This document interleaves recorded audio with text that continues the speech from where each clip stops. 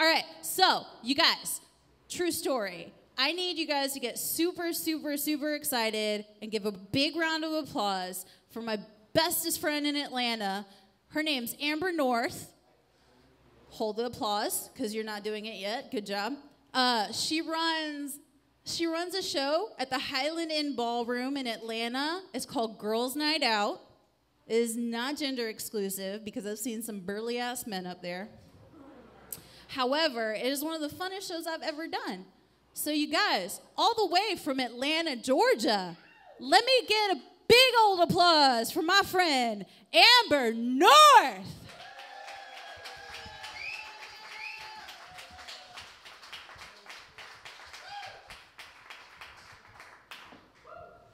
Oh, Charleston, how are you doing? I'm very happy to be here. Very, very happy. It's my first time in any Carolina, so I'm happy to be here because I'm alive. We're good. So I just turned 32. Thank you. Yeah. And I feel great, but even greater because I'm only 20 in Black people years, so we're doing all right. Everything's working out so far. And I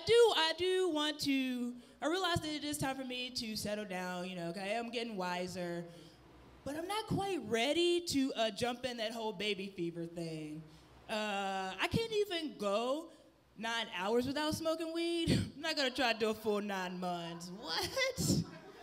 I'll just do what my parents did and keep on smoking and hope for the best. And then just be all right that my kid's gonna have terminal chillness, so no one's really losing. But I've been single for the past 3 years, and the standard relationship I have had has definitely been with my weed man. And so we've just been hanging out like some true buds. It's been great. All right, not quite a smoking crowd. Oh, got it. It's the sativa strain. It'll get to you later. We're good. But yeah, I like to, because I'm at this phase where I don't want to just give up the goodies to just any dude out there.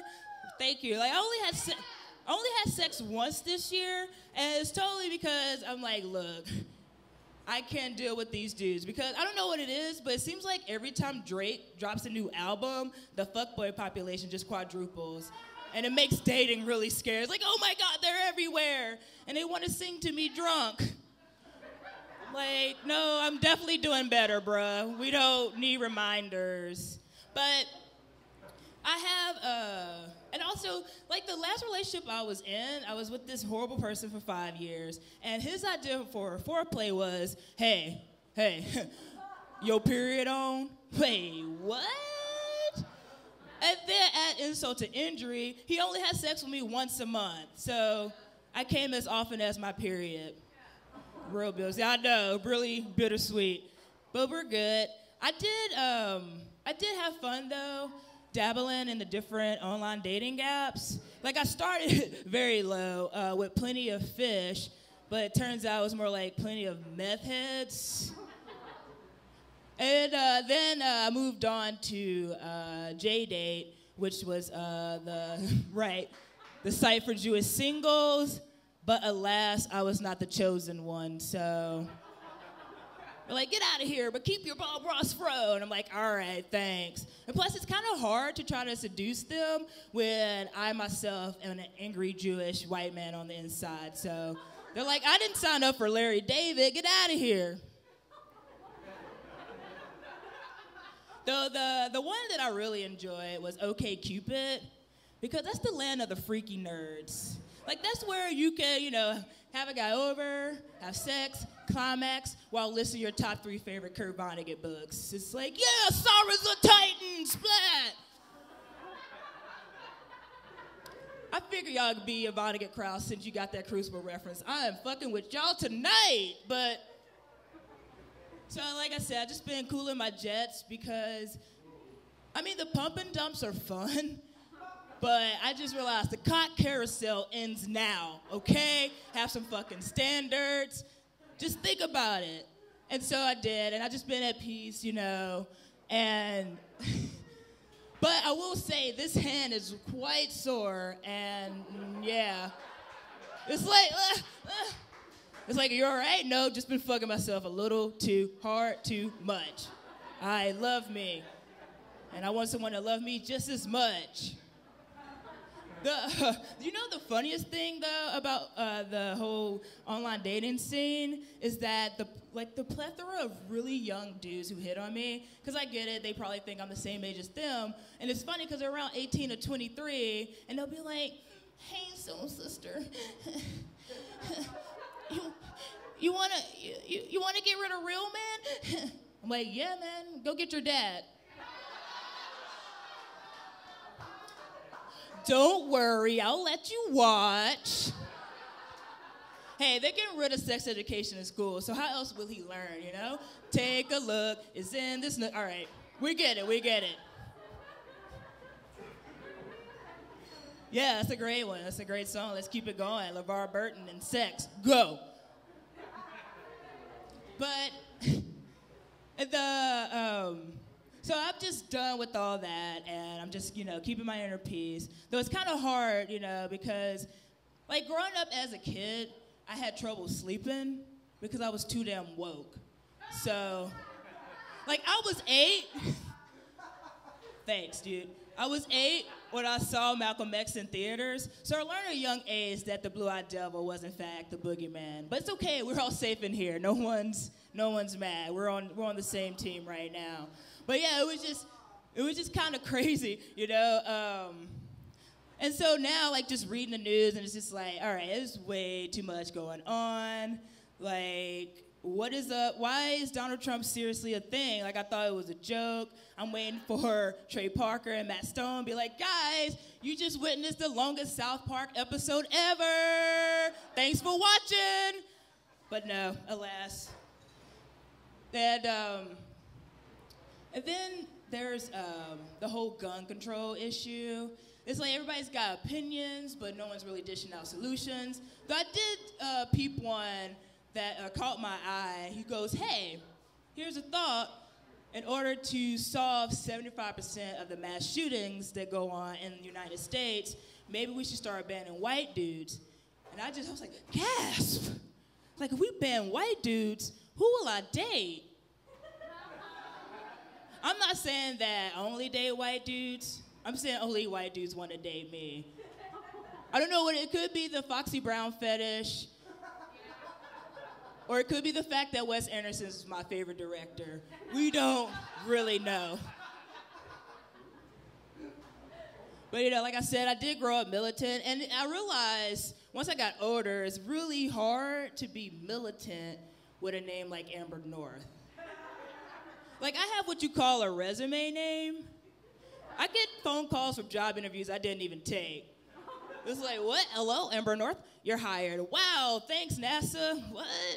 We'll go to space never. I like y'all. Y'all are aware. I dig it. So, but yeah, reeling it back. So as a kid, like growing up, like coming of age, dating was really difficult for me. Like the closest thing I got to, like I was a real big tomboy, and a lot of dudes were confused because my voice was typically deeper than theirs, and they're like, wait, what? And then, with these Patrick Ewing arms, they're like, are you really into me? And so the closest thing I ever got to dating was being called intimidating, and that's fair, because I never knew the codes, man. Like, I didn't know. Like, I don't know how to be a Jessica Rabbit Fox, I don't know how to, be all like, hey. So I was always to the point, be like, hey, man, your penis, my vagina, synergy. And then I got older, I realized, like, the one thing I didn't know about online dating was that I was supposed to be upset when a guy sent me a picture of his dick. Like, I didn't know dick pics were the enemy. Like, every time I got sent one, it was always like, all right. Like, I always saw it as the guy saving me a step, Otherwise, it's me texting them, but that dick though, man.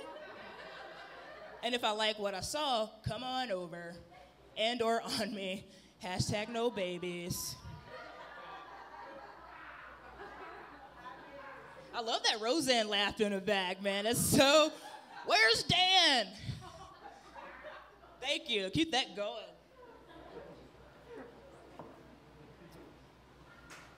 But, sorry, I just saw, I'm a big sports fan. I just see basketball on the screen. We have any Hoops fans in here? Right? All right, any Cavaliers fans? Yeah, the Cavs beat the Golden State Warriors in the NBA Finals. But for some of you all who are, who don't care about the NBA, I'll break it down for you in TV terms. So the cast of Roots defeated the cast of Blackish. So, thank you. That was for me, but you made it for us, and I love you for it. For us, by us. Rest in peace. But I bet somebody got a FUBU jersey in the audience. I'm pretty sure. Homie with the Jerry curl, I bet. Just kidding. There's no one with a Jerry curl. We're good. We're safe from the drippings. So I walk everywhere. And so as a woman, that's typically means that you're dodging at least one guy trying to push his penis on you. And it's always like just, they always have a variety of things to, upset you. And like, hey, girl, you looking good in them legs. I'm like, what? Looking good in them legs? What? What does that even mean? I'm not even, like, don't approach me like you're at a Popeyes chicken drive-thru. Like, don't order a fucking side of red beans and rice to go in my tits. Like, let's chill out, man. But the classic line that I always get is, hey, you're really pretty. You should smile. No. I mean, okay, thank you, but I'm really pretty. I don't need a smile, so scram you driving ass turkey. Like, who let these people out, No one. That's the problem. They're in a basement with no windows. They just need some sunlight. But it's not our fault, Don't blame us for what your parents failed you, So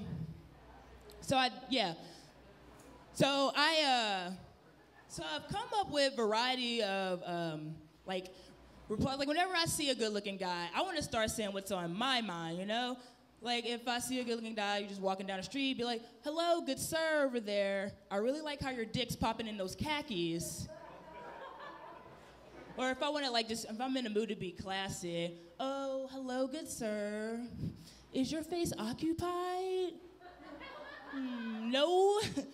Well, could I sit on it? Cool, and you're welcome.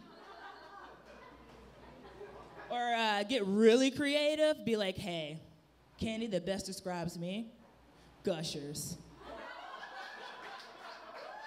Yeah, female ejaculation, go. It's a real thing. Our orgasms matter. All right, give it up for the cops, right? They're killing it this year. Well, you thought my black ass wasn't gonna mention that shit.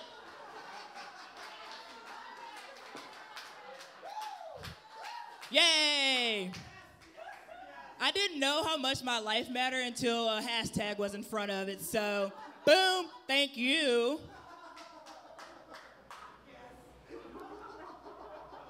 I'm really appreciating this. I'll be honest, like I said, this is my first time stepping in any Carolina, and like I said, hashtag too woke, can't sleep, so I was kind of nervous. That's why, so I was like, well, what can I do to fit in? So that's why I'm wearing these red Vans to match the color of the state. So,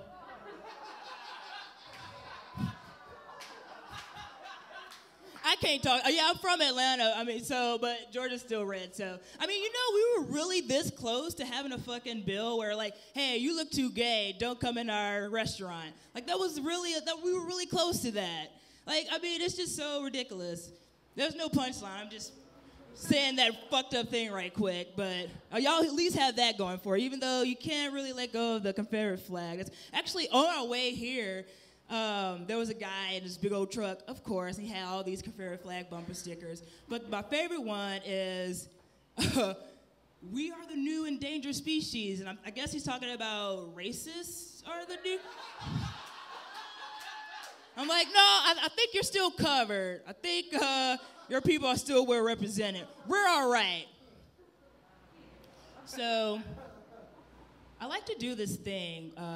Like dudes, they say common phrases, and I like to flip it into female form. Thank you, boo. So, first they'll be like, oh man, she's so foxy, I gotta put her in a spank bank. Dude, some of these dudes in here though, they're so goddamn fine. I gotta empty out my bean canteen. Bloop. Fellas, watch your step, slippery when wet. Break out the snorkel gear. All right, we don't. You get it, we get it, we get it. Oh, fountain, okay, all right. Somebody's naughty. Another thing is, oh man, don't be such a cock tease. Dudes, don't be twat ticklers. Like you're either in or you're out, okay? Otherwise we can do it ourselves, as I've mentioned. And lastly, women, we don't jizz, we jazz. The more you jazz.